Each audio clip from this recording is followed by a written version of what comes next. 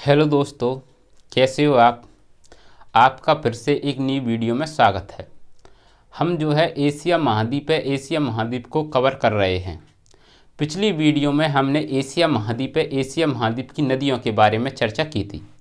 आज हम जो है एशिया महाद्वीप के पठार और हम एशिया महाद्वीप के मरुस्थल के बारे में चर्चा करेंगे।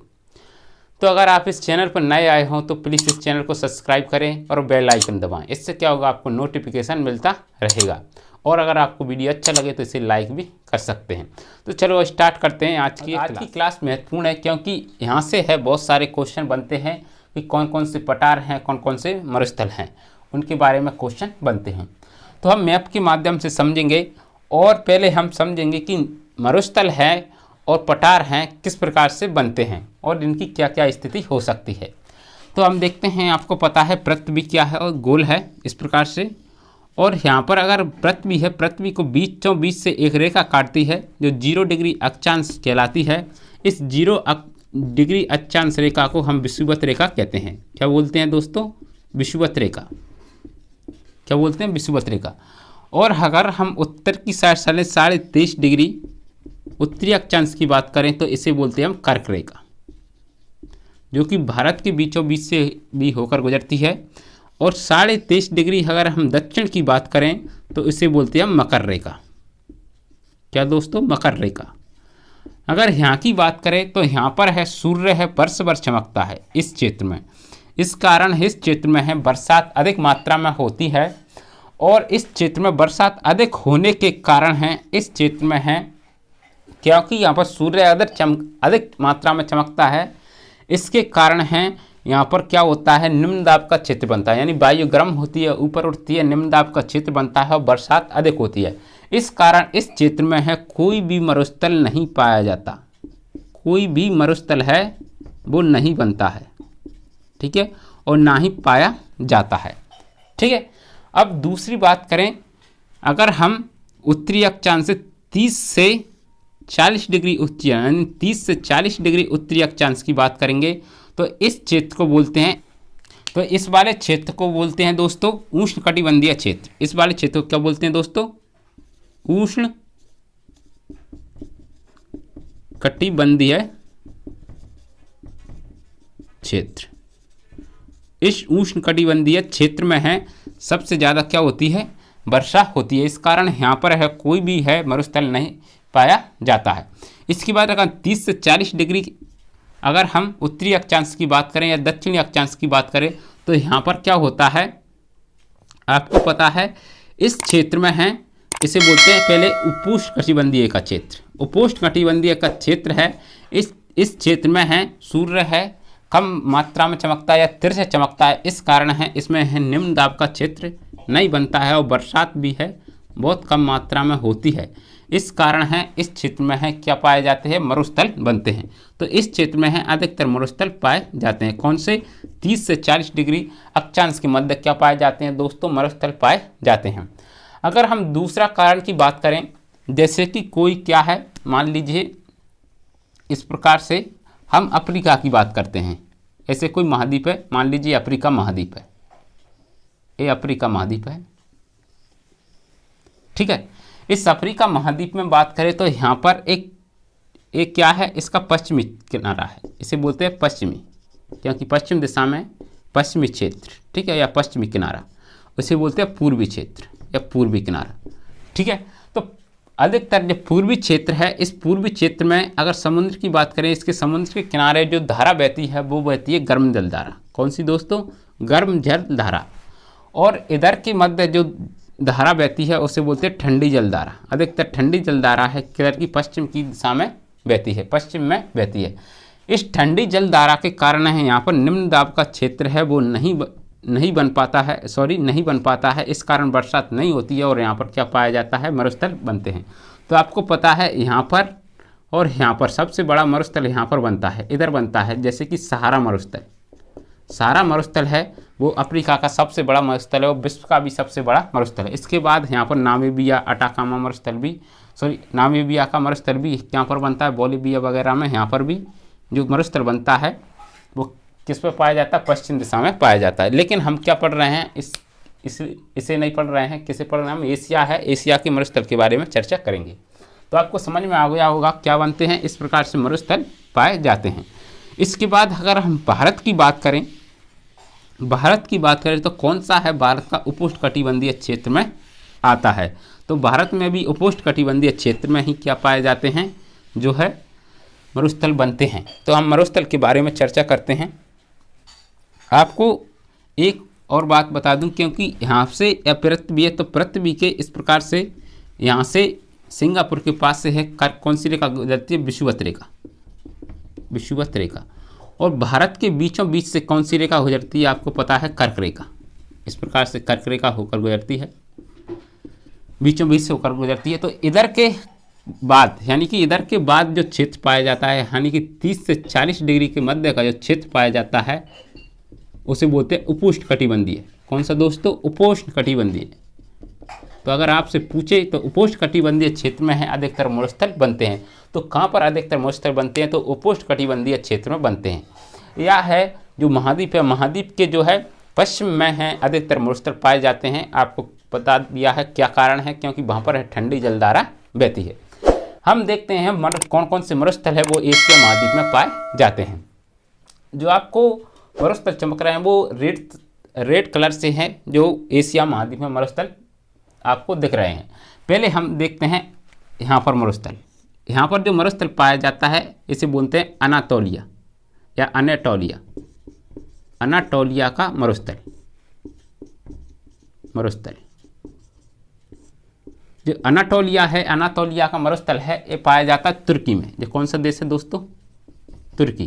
तो तुर्की में पाया जाता है कौन सा, अनातोलिया का मरुस्थल। और तुर्की देश है, तुर्की एक ऐसा देश है जिसकी दो है महाद्वीपों से क्या लगती है, सीमा लगती है। यानी 2 महाद्वीपों में एक गिना जाता है, एक तो यूरोप महाद्वीप में और एक एशिया महाद्वीप में। तो दो देशों के मध्य क्या करता है, एक लिंक का कार्य करता है। कौन सा, तुर्की देश। और इसका मरुस्थल कौन सा है, अटाकामा का मरुस्थल। ठीक है, आपको समझ में आ गया होगा। इसके बाद हम देखते हैं ये पूरा क्या कहलाता है, अरब प्रायद्वीप। ये पूरा क्षेत्र क्या कहलाता है, यहाँ से यहाँ तक का क्षेत्र क्या कहलाता है, अरब प्रायद्वीप। इसे बोलते हैं अरब प्रायद्वीप। अगर अरब प्रायद्वीप की बात करें तो यहाँ पर है सऊदी अरब है, इसका सबसे बड़ा देश है। यहाँ पर कौन सा सबसे बड़ा देश है, सऊदी अरब। और सऊदी अरब है, ये क्या है, बहुत सारा यहाँ पर क्या पाए जाते हैं, मरुस्थल पाए जाते हैं। तो यहाँ पर कौन कौन से, प्रमुख रूप से 3 मरुस्थल पाए जाते हैं। कौन कौन से पाए जाते हैं, कौन कौन से, हम उनके बारे में चर्चा कर लेते हैं। तो इसमें पाया जाता है एन नाफूद। क्या दोस्तों, एन नाफूद। दूसरा है अल हम्माद,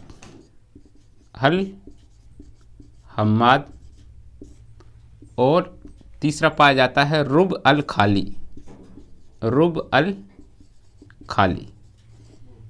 ये रुब अल खाली, ये 3 मरुस्थल हैं, किसमें पाए जाते हैं, अरब प्रायद्वीप में पाए जाते हैं।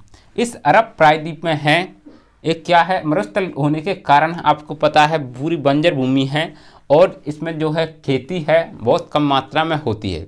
और जो अनाज है अपने देश को क्या करता है, इंपोर्ट करता है। और यहाँ पर आपको पता है तेल भंडार पाया जाता है। तेल भंडार पाए जाने के कारण क्या है, बहुत धनी देश है या विकसित देश है। इसकी जो अर्थव्यवस्था है प्रमुख रूप से किस पर निर्भर है, जो है तेल पर निर्भर है, क्योंकि यहाँ पर तेल के भंडार पाए जाते हैं। और हम भी है अधिकतर यहाँ से क्या करते हैं, ऑयल का जो है ऑयल यहाँ से मंगवाते हैं। ठीक है, समझ में आ गया होगा। इसके बाद हम देखते हैं यहाँ पर ईरान है। इस ईरान में प्रमुख रूप से क्या पाए जाते हैं, 2 मरुस्थल पाए जाते हैं, जो कि कहाँ पर है, ईरान में। यहाँ पर ईरान की बात करें तो ईरान में है प्रमुख रूप से 2 मरुस्थल पाए जाते हैं। कौन कौन से, एक पाया जाता है दस्त-ए-लुट और एक पाया जाता है दस्त-ए-काबिर। दस्त-ए-लुट और दस्त-ए-काबिर कहाँ पर पाए जाते हैं, ये ईरान में 2 मरुस्थल पाए जाते हैं। इसके बाद बात करें तो भारत में है, भारत में एक मरुस्थल पाया जाता है जिसे बोलते हैं थार का मरुस्थल। थार का मरुस्थल है राजस्थान और पाकिस्तान में है पाया जाता है, ये आपको पता होगा। इसके बाद और मरुस्थल की बात करें तो ये है कैस्पियन सागर। क्या है दोस्तों? ये कैस्पियन सागर है, कैस्पियन सागर। और कैस्पियन सागर के अगर हम दक्षिण में जाते हैं तो दो मरुस्थल दिखाई देते हैं, और उनमें से एक मरुस्थल है, इसे बोलते हैं काइजिलकुम। और ये काइजिलकुम है, ये मरुस्थल है उज्बेकिस्तान में पाया जाता है। इसके बाद एक मरुस्थल पाया जाता है, इसे बोलते हैं काराकुम। कौन सा दोस्तों?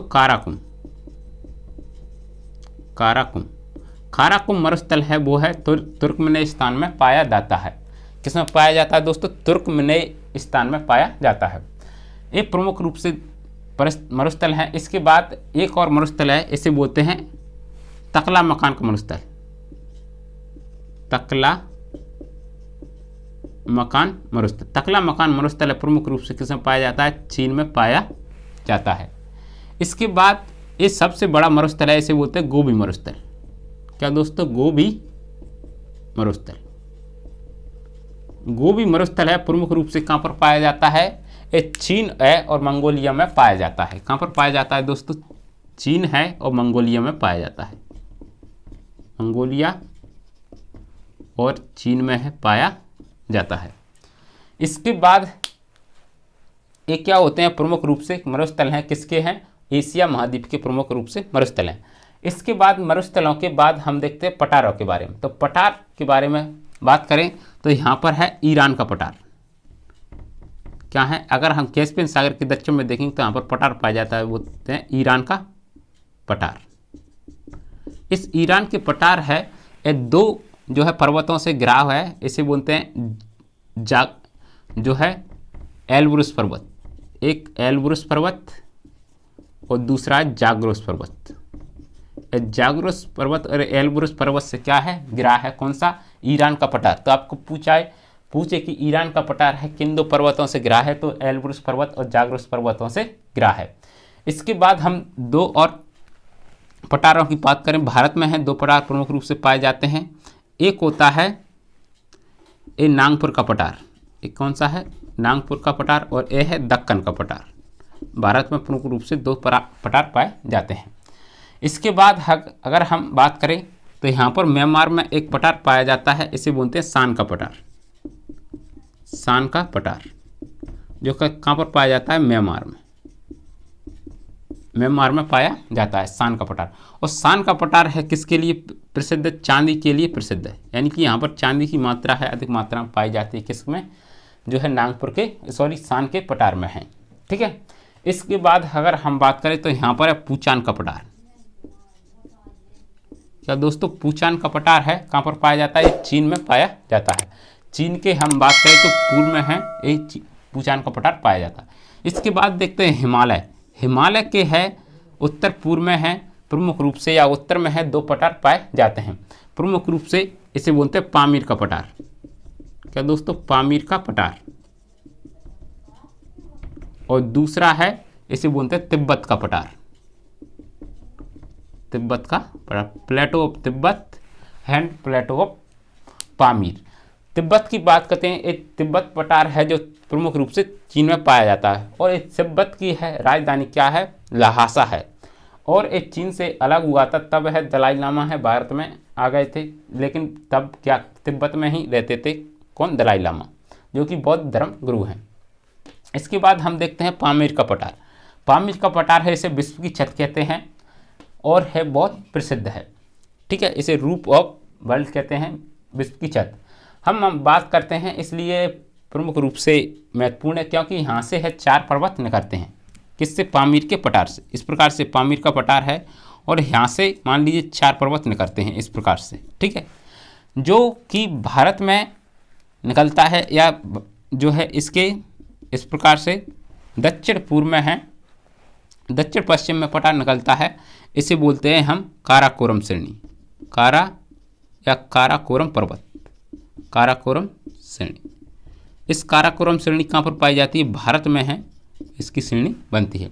इसके बाद जो दूसरी श्रेणी यहाँ इधर निकलती है, इसे बोलते हैं हिंदू कुश पर्वत। हिंदू कुश पर्वत। हिंदू कुश पर्वत है, प्रमुख रूप से कहाँ पर पाया जाता है? अफगानिस्तान में पाया जाता है। ठीक है, कहाँ पर? अफगानिस्तान में पाया जाता है। इसके बाद यहाँ से एक पर्वत और निकलता है इस प्रकार से, इसे बोलते हैं इस कुनलुन पर्वत। कुनलुन पर्वत, कुनलुन पर्वत जो कि कहाँ पर बनता है? चीन में है। ये श्रेणी निकलती है या कुनलुन श्रेणी निकलती है। इसके बाद यहाँ पर भी एक पर्वत बनता है, इससे जो है पामीर के पठार से एक पर्वत और निकलता है, इसे बोलते हैं हम तियन शान पर्वत।